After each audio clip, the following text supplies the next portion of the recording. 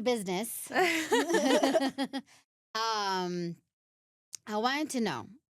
I'm at a stage where, I'm not like you. I don't like the overload.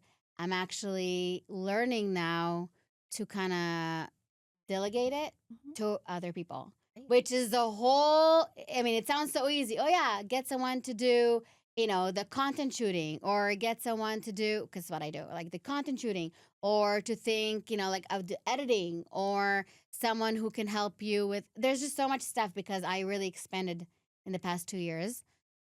But then again, you know, it's like dealing with other people, and and I have a hard time letting go of that control, Yeah. and I want to, Yeah.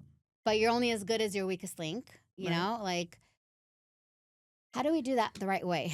Scaling. So, I think a lot of founders, right, that it starts off as they do this business because they're great at doing it and they know all the intricacies in the business. But now it's time to grow. Like, and so what do you do next? I know from the beginning, from when we first met, I know you love control. So do I. Like Mhm. I love control. But I I realized from working with all these businesses that it doesn't have to be me that controls it. It could be the system that I put together that controls it. So yes, you delegate to other people these different tasks that you were doing before, but how do you ensure that the standards are kept? That the way that you That's the want things problem. done, That's the right? problem because I have standards. You have Yes, standards. We absolutely. worked hard to get our business to where it is today. Right. And someone in a second, even just by answering an email, Mhm. as you've known from 2 weeks ago, Yeah. like just by answering an email can ruin everything in the reputation Right. that you put together for so many years. And so, what you need to do as the owner is to set up your team for success. You don't just bring somebody in and say, "Here, do this." You have to have standards set. You have to have your operating procedures set. You have to have KPIs set. Like, what does winning look like to them? What does success look like to that role? That's you as the owner. That's your responsibility to make sure that they have the tools to be able to meet the standards that you set, right? So it takes a little bit more time than just throwing somebody in, Correct. right? Because now you have to put your procedures in place. They have to all be written down. Sometimes you probably have to do a video of how to train somebody because it's not just going to be you sitting there training them. The system has to do it. Otherwise, every time somebody walks out the door, you're back to sitting next to them again. Well, it depends where you come from, Mhm. So I come from the graphic design, the Mhm. branding, and the marketing. Right? And there's, for, let's say, doing a logo design or Yeah. doing a website design, those are things I cannot teach somebody. Mhm. Those are things that they have to come with, the creative mind. Right. But there's some things that I can teach them, Sure. like what's the right position, or, like deadlines, or, like all kinds of things that are teachable. That's fine. But there's some things that you can't teach Right. them. So you You bring know? in the talent. That's why you're bringing them in. You're bringing fresh set of eyes, fresh set of creative, angle, right? You bring them in for that. Mm-hmm. But the other things that you're talking about to keep that standard high is this is how you answer emails. These are the templates that we set for the clients. We have a rule that when the client calls, they get a response by this time. So those are the things that you set ahead of time. But as a business Makes me so become happy. sometimes too much, and you're like, what No. about us, No. the owner? Mhm. You follow them, especially in the beginning, to see if they're doing everything right. You kind of shadow them. You take them on content shooting days. You see what they write to as emails. But is there a point where you can really release? You know what I mean? Yes. Like, I don't see It's myself hard. doing that. It's hard, but I think that the only way to scale is to do that. Mhm. Like I've had that. I've had the same kind of situation, but I think it gets harder before it gets easier because you have to oversee. But I also think that if you have to oversee too much, then it's not the right person. Mm-hmm. They need to also at some point understand your systems and think out of the box and make these proper decisions knowing you already. Like their job is also more difficult, I think, in the beginning to prove themselves to you as the business owner and also understand what your expectations are.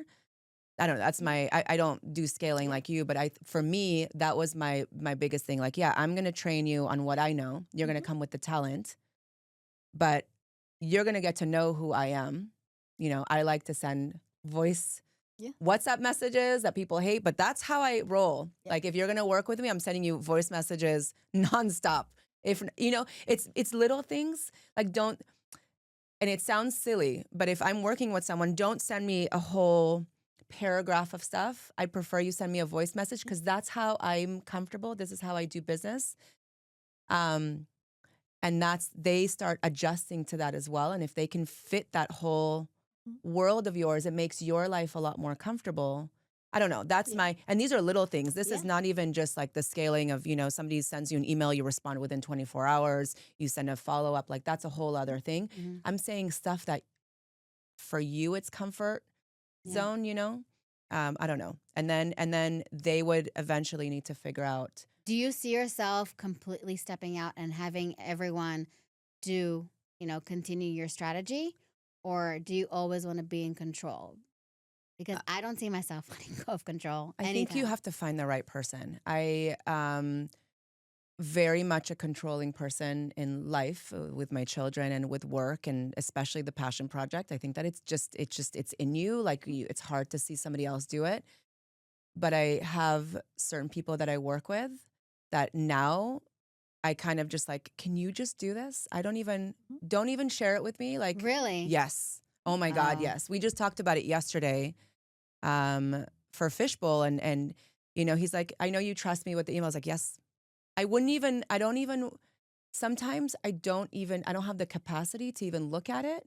And if he knows what he's doing, I trust that he knows what he's Wow. doing. So please, and you have to find the right person. And, you know, it's like, you know, you date a bunch of people and then you meet your husband. I think it goes to the same thing with business, at least with the But they core can people also in your ruin business. some Depending on things the along role. the way. But that's intuition, and you have to have that also in you. I've also had that. I think most people have that if you're in business, and if you can see it really quickly in the beginning. I've had some disappointing moments where it was someone that I really wanted to work with, and I was like, there's something there that's so like I really like everything that they gave me was so good, but the back of my head, I was like, there's no way. Really? There's no way that it's going to be, and it wasn't, and it didn't work out the way that I really wanted it to be.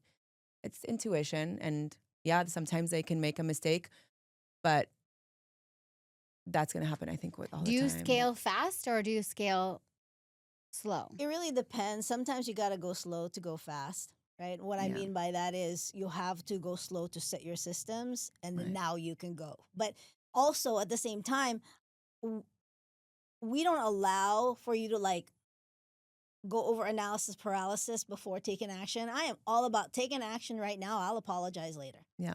You know, I'll just like, if I need to make this call or like the script's not ready, I know what I'm trying to say. Up. Like, oh, I could have said that. Okay, next one, I'll be better at that phone call Yeah. because I did this. And because that's how we scale. You gotta move. You gotta take action like right now, you Mhm. know? And as far as making sure that you're still in control and that, you know, mistakes will happen. It's part of it. I love it. I love it because I beg for, you know, for mistakes to happen that I'm like, oh, next time I'm going to be better at that. It's know? your learning curve. Yeah, Oh, It's yeah. the way to curve. get better. Yeah, we build the plane as we're flying it a lot of Oh, the wow. times. And I'm so good with that, you know? Yeah. But it's also about check and balances as far as your team. You know, I have a KPI meeting with my team every Monday. That Monday that there was that phone call that happened, I was stressed out about. I didn't have the Yeah. meeting because we had the call. I Yeah. could have caught that on that meeting. And that's why that discipline has to be there of, you know, where are we? What are we doing today? Where are we on our stats? How come you're not hitting your numbers? Is it because you need something from me that I haven't provided to you? Making sure that my team has what they need so that I can step back, you know. But I'm also a micromanager, and I think as an owner, you have to be. Yeah. Yeah. You have to be. Because You at know? the end of the day, it's you. At the end of the day, you spot check. You spot Yeah. check. That's your job. Yeah. You know, to make sure that things are actually running as they should. You know, but for me, scaling is you just go. You just but here's the thing: Just like figure it when out. you have your own business, Mhm. your passion project, it's something that you love, and when you make it into a business, Mhm. you don't necessarily know how to run the business. Mhm. You don't know how to be a For leader your team. for your team. You Mhm. don't know what's the right way. Not everybody has a strategy. Yeah. They just go. They just go, as the road continues. So there's a lot of things that you also have to learn. You know what I mean? Yeah. And it's a lot easier to blame somebody else. Yeah. Than I'm trying to understand like how how do you know when it's you and when it's the right time to control and when it's not the right time it's the right time to just let go. So first of all, as a leader, as the owner, it's your responsibility to always educate yourself. Always, Correct. always take leadership classes. You always be seeking new information on how to be better. That's your responsibility as the founder of an organization. Mhm. And then you go try it. Figure it out as you Yeah. go. Commit first. Figure it out later. Yeah. But because that's how you actually grow Yeah. and that's how you scale. If you get stuck in the details of I need to do this first before we can move forward, you will never or you'll inch along. What's that? Tomorrow's not promised. You gotta act Correct. like Life you is gotta act- dynamic. yes. Life is dynamic. You never know where you're going to be in 5 years. You never know where you're going to be in when you're 60 or 70. You Mhm. know, and I totally understand. I started out as a graphic designer. I worked for a really big company. I was there nights and days and weekends and holidays, and I gave them my all. And, at a snap of a finger, they just let go half the people. So I started my own business and I started as a graphic designer. I started out as, like branding and doing logo designs and website designs and packaging and all that stuff. And I could have stayed at that place. And then this guy wanted me to do their social media. I'm like, my social media, like, I don't really know how to. So I just said yes. And then now, and then that's how life evolves. And then we do the whole social media and then content creation. So I understand. And I remember that. I remember that photo shoot that we did. I was like, but I don't know how. And then, so you keep evolving because life is Yes. dynamic and You have to be willing to fall. It's just you fall 9 times, you get up the 10th, But that's how you learn. Failure, I welcome failure because to me that's how I learn. I fail at something, all I got to do, it's so easy, just freaking reset. Just won't do that again. I saw something. I have I to think say it's in your this. personality, though. It's your personality, but I take it so hard. Like I take it hard too. yeah. But I saw something last night. I'm going to share it with you guys because I thought it was so powerful. It was a post. This is my meditation through social media. It was a post that said, if you knew that on the 1,000th failure, you were going to become this like crazy mogul, how excited would you be at every single failure that you had along the way? And if you put that into perspective, I would be counting down these. I would be like, another failure? Yes. Another one. Let's go. Another one. I'm close. It's number You're 500. getting I'm closer halfway to- there. Failure should not be, it's scary and it's stressful. Like I said, sometimes it's so much that I need let me binge watch and just, let me unwind for a second. So I'm not saying that it's like the easiest thing. It comes with business. I think another thing that we weren't taught and we're not teaching the kids even more now is that failure is totally cool. Yeah. Like I it's don't okay. like that word. I think that failure, like I said before, failure for me, Mhm. it's not even trying. Yeah. There's no way you can Right. try and it'll be a failure. Yeah. Like you said that you had before Fishbowl, you had other Mhm. things that didn't work out. Yeah. So why did you stop before the curve? Right.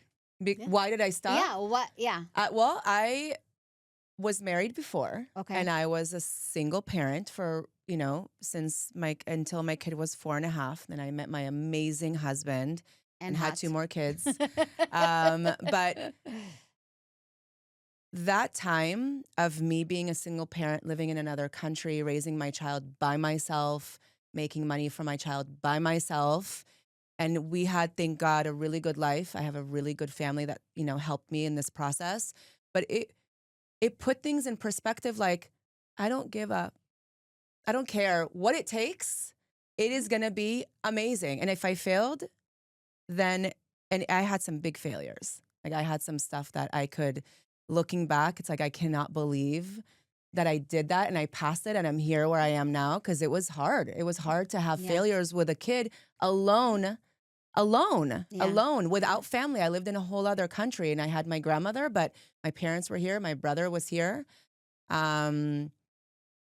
I think it built really, really, really thick skin. And also like, there's no way. You had no other option. There's no just way. put I it don't care what it there. is. Yeah, I don't care what it is. No. He's not gonna feel even an inch of this stress, not none of it. And I'm gonna keep on going. I had I had different businesses. Some were really great and I was just over it. At some point I was like, okay, cool, I'm not doing this anymore. Some were, to do a successful business, you have to figure out what the problem is for other Correct. people and solve their problem. Mhm. So sometimes the problem was temporary and it wasn't, I didn't know how to like figure out what the next step was. So I switched and I was like, okay, I'm going to do something else. But that was my reasoning. But and that's my reasoning now I too. would think that at that point, raising a child by yourself Mhm. in a foreign country with no help, that would actually give you more of a drive to go and work for somebody else and have that so-called stability, which is not really a stability because you're actually giving someone else the power to control your future, whether you did well, didn't do well, took too many days Right. off or didn't. Right.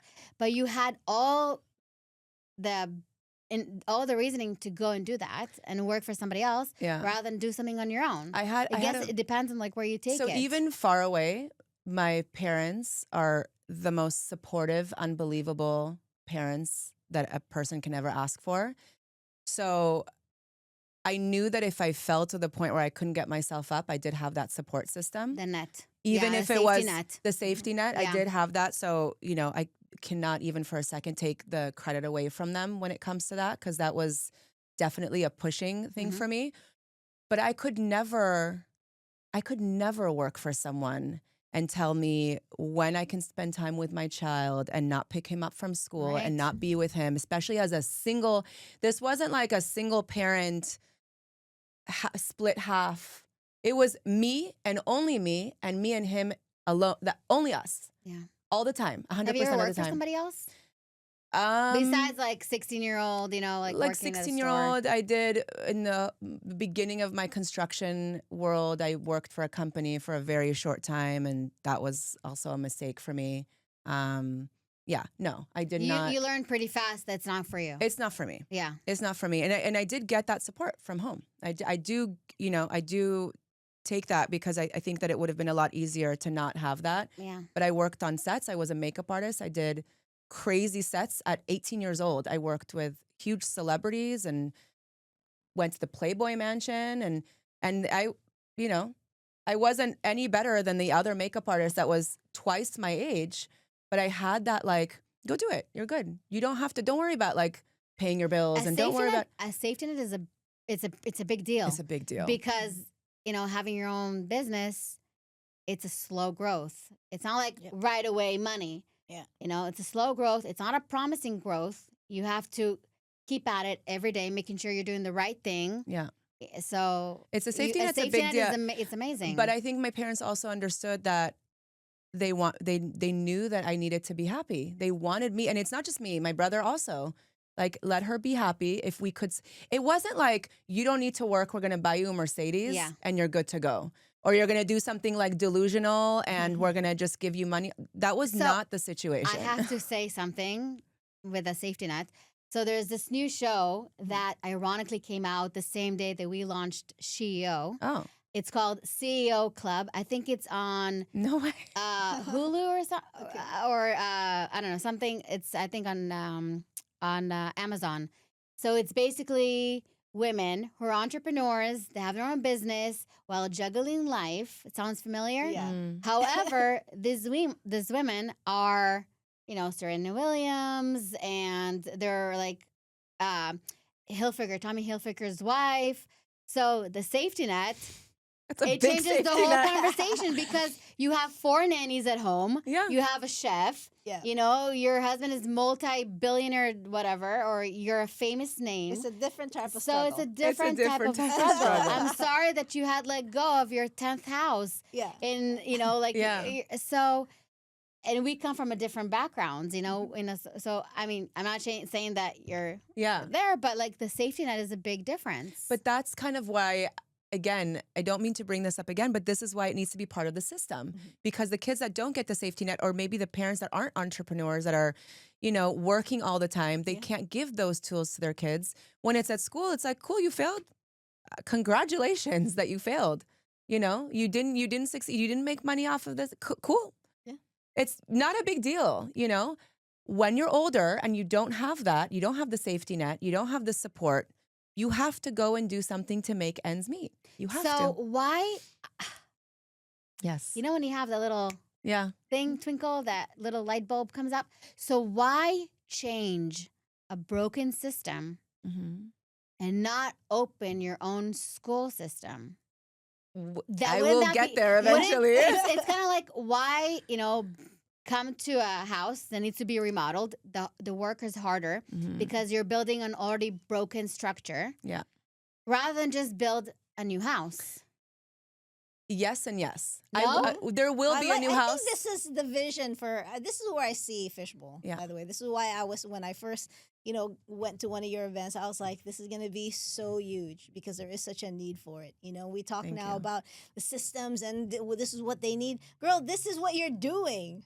You are the fix, Thank you. So I think I'm not worried about it. Yeah. I think you're already inserting yourself in Thank you. all these schools, all these. It's exciting. It's already happening. Exciting. Yeah, it's definitely happening. It's exciting because you see all these little kids. I know. And they're all doing it and they're so excited. And they made these little animals and they turned it into magnets and they're selling them for pennies, but they made like $50 at an event. And it's you know how rewarding that is for a child? Are you kidding? So me working until 3 a.m. and then having an event that next weekend where we had 20 kids show up and you see these little 6-year-olds and you see their smile on their face, even though they woke up at 6 a.m. to come and set up. I'm like, okay, cool. You need to capture that. You totally. I need to capture it. I know.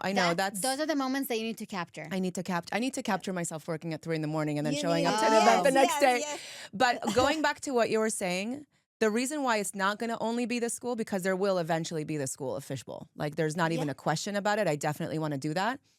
Is because this is a problem in the entire world, in every single system. And if you look at back in the day, the school was built to create, like you were saying, like structure and patterns. And yes, it's the easiest way. And that worked for a really long time and all cool. And I like the school that my kids go to, I'm obsessed with. I love the teachers. I love the faculty. I love the principals. I really genuinely love them. So I don't have anything negative to say. I just think that there's a missing link and the world is shifting and we need to change it. And it can't just be with one location. It needs to be everywhere. And it needs to be with every demographic. And I didn't mean open one school. Oh, no, it's going to be opening a lot of schools. But it also just needs to be part of what's happening. It'll benefit the school. It'll benefit their social skills and it'll benefit their mental capacity of what they're capable of doing. It'll benefit the curriculum because you're making it tangible. It'll also just benefit there won't be such a division of kids with disabilities and kids that are like norm. There won't be, because this kid has a superpower and this kid has a superpower and this teacher has a superpower. Just like so the teachers, you see it, right? Like we asked for our teacher, begged for that teacher. On open house, we all came to the teacher we wanted. What do you need? What do you want? What can we get you? The only thing that's left is just to pee on her classroom and be like, this is ours. This is ours. Yeah, and guess what? We got it. Well, I think this is where your big think vision for Fishbowl comes in. Yeah. I think you need to start thinking nationwide. I think you're thinking a little too small right now with just LA County or all these. It's gonna get here. there. Yeah. No, but I think you should do it now. She's still, I think, at the stage of like learning. Well, we're licensing it now. We're working on the licensing for it. So that's the only, because scaling, right? Yes. I can't teach all the classes. You don't have to. Yeah. So licensing it so that the schools can do it by themselves. Yes. But then the social platform. So I know parents hate social media. I hate social media, but I also love social media. So we're building something where the parents can see what your kid is doing all of the time, 100% of the time, who they're talking to, who they're communicating with, what games they're doing. And the games are not dumb games. They are learning games where they compete with their friends and they're promoting their business. And this is just for kids. When will that be live? 6 months, hopefully. Let's go. It's a big thing. And we made it and it crashed and we failed and we're doing it again. Selling. So it's It's baby time. steps. Yeah, it's baby steps for sure. But yeah, it's a big goal because something has to change. Yeah. Yeah. And I yeah. think it'll be you. I think you're the change. Yeah. Oh, thank you. And she's right here with us. Yes. Thank you. Very exciting.